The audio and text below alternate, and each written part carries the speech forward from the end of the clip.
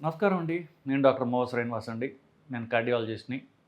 So, మీరు చూస్తున్నది మోవ Srinivas official channel. ఇది రెండో ఛానల్, కొత్త ఛానల్. సో, ఇవాళ మనం మాట్లాడబోయే అంశం ఏంటంటే, మనం ఈ మధ్య కాలంగా మీరు ఎక్కువ చూస్తున్నటువంటి, నేను ఎక్కువ మాట్లాడుతున్నటువంటి అంశం వెయిట్ లాస్ ఇంజెక్షన్స్ తీసుకుంటున్న వాళ్ళు లేదా టాబ్లెట్స్ తీసుకుంటున్న వాళ్ళు ఏ టాబ్లెట్స్‌ని వేసుకోకుండా జాగ్రత్తగా ఉండాలి అనేటటువంటి అంశం.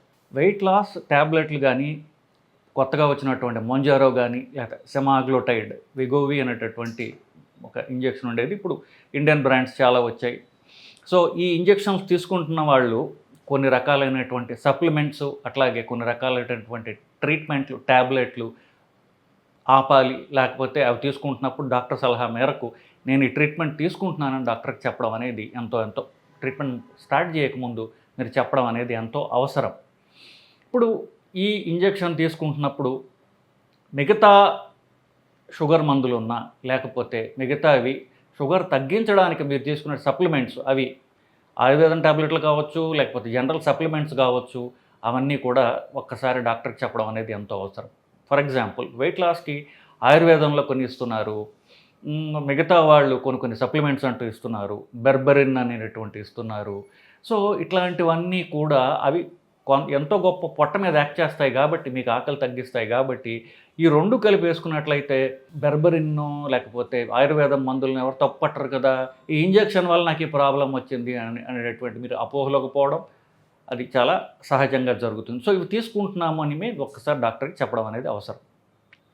సో కొన్ని రకాలైనటువంటి వైటమిన్ సప్లిమెంట్స్ తీసుకుంటున్నారు, అవి కూడా పొట్ట మీద యాక్ట్ చేసేటటువంటి వైటమిన్ సప్లిమెంట్స్.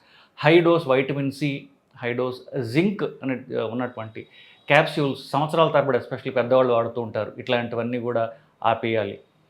ఇకపోతే షుగర్కి సంబంధించి ఈ ఇంజెక్షన్లు బరువు తగ్గించడం ద్వారా షుగర్ తగ్గిస్తాయి కాబట్టి, షుగర్కి మీరు తీసుకునేటట్టు మిగతా ట్రీట్మెంట్ ఏది ఉందో అది డాక్టర్కి చెప్పడం అవసరం. అంటే ఈ ఇంజెక్షన్లు డాక్టర్ సలహా మేరకు మీరు తీసుకోవాలి అనేటటువంటిది నొక్కి గట్టిగా చెప్తున్నాను. ఎందువల్ల నిన్నే ఒక ఆవిడని చూసా. ఆవిడ 2-3 నెలల నుంచి ఒకే డోస్ మొంజారో వాడుతూ అన్నారు. సో మీకు ఎవరు సజెస్ట్ చేశారమ్మా 3-4 నెలలు ఒకే డోస్ ఎలా వాడారు అంటే, మందుల షాప్ ఆయన ఇచ్చాడండి. సో ఇప్పుడు ఏంటంటే, ఇది ఎవరి చేతిలో పడితే వాళ్ళు, జిమ్ ట్రైనర్లు, బ్యూటీషియన్లు, ఎవరికి వాళ్ళు దీని గురించి పూర్తి అవగాహన లేకుండా ప్రిస్క్రైబ్ చేస్తున్నారు. కాబట్టి ఈ వాళ్ళకి మొంజారో తీసుకునే వాళ్ళకి, మొంజారో ఇవ్వదలుచుకున్నటువంటి నేను చెప్పిన కేటగిరీస్లో వాళ్ళకి ఈ వీడియో ఉపయోగపడుతుంది. సో కొన్ని రకాల షుగర్ మందులు, ఎస్పెషల్లీ ఇప్పుడు షుగర్ మందుల్లో కొన్ని పాత తరం మందులు ప్యాంక్రియాస్ అంటే క్లోమా గ్రంథి మీద యాక్ట్ చేసేటటువంటి మందులు ఉంటాయి. ఆ మందులు ఈ కొత్త రకమైన ఇంజెక్షన్లు మొదలుపెట్టే ముందు ఆ మందులు 2 మందులు ఉంటాయి. రెండిట్లో ఒకటి తగ్గించాలి, ఫస్ట్ ఒకటి తగ్గించాలి, నెక్స్ట్ ఇంకోటి తగ్గించాలి. సెమాగ్లూటైడ్ ఇదేటటువంటి ఇంజెక్షన్ పేరు మారింది కాబట్టి, ఇంకొకటి మంజారు, ఈ 2 తెలిసింది. ఈ 2 తీసుకునే వాళ్ళల్లో గ్లిప్టిన్స్, సిటాగ్లిప్టిన్, విల్డాగ్లిప్టిన్, లేకపోతే ఈ పేర్లలో, ఎందుకంటే ఇది నేను చెప్పిన జనరిక్ పేరు. ఒక్కొక్క కంపెనీ ఒక్కొక్క పేరు పెట్టి మీకు షుగర్ ట్యాబ్లెట్లు ఇవ్వచ్చు కాక, ఇట్లాంటివి మొదటగా ఆపవలెను.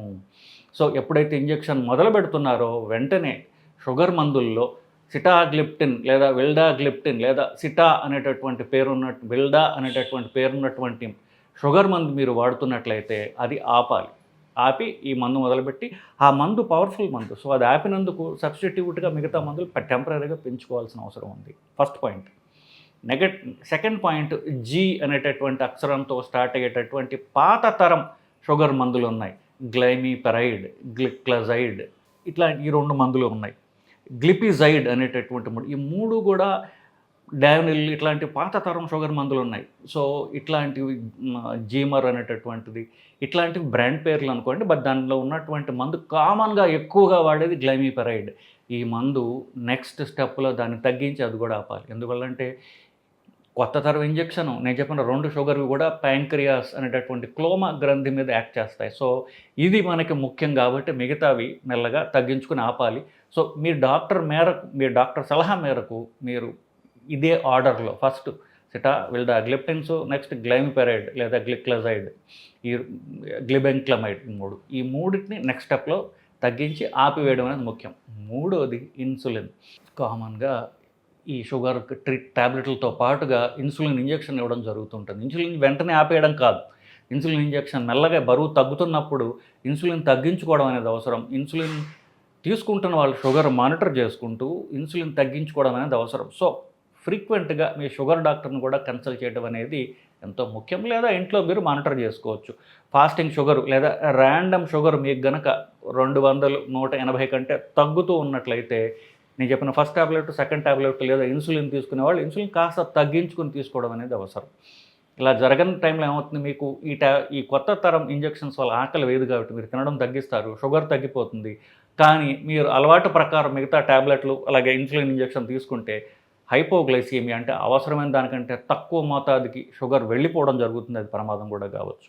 వెయిట్ లాస్ ఇంజెక్షన్లు తీసుకునే వాళ్ళు ఆల్రెడీ షుగర్ ఉన్నట్లయితే లేదా ఏమైనా సప్లిమెంట్స్ తీసుకుంటున్నట్లయితే ఆ లిస్ట్ అంతా మీ ప్రిస్క్రైబింగ్ డాక్టర్కి చెప్పడం అనేది ఎంతో ముఖ్యం. First point. నెక్స్ట్, ఒక క్వాలిఫైడ్ డాక్టర్ సలహా మేరకు మాత్రమే ఈ ఇంజెక్షన్లు వాడండి. సో ఈ హిస్టరీ అంతా తెలియని వాళ్ళు, ఈ పాయింట్ తెలియని వ్యక్తులు మీకు ప్రిస్క్రైబ్ చేసినట్లయితే మీరు ప్రమాదంలో పడతారు. జాగ్రత్త.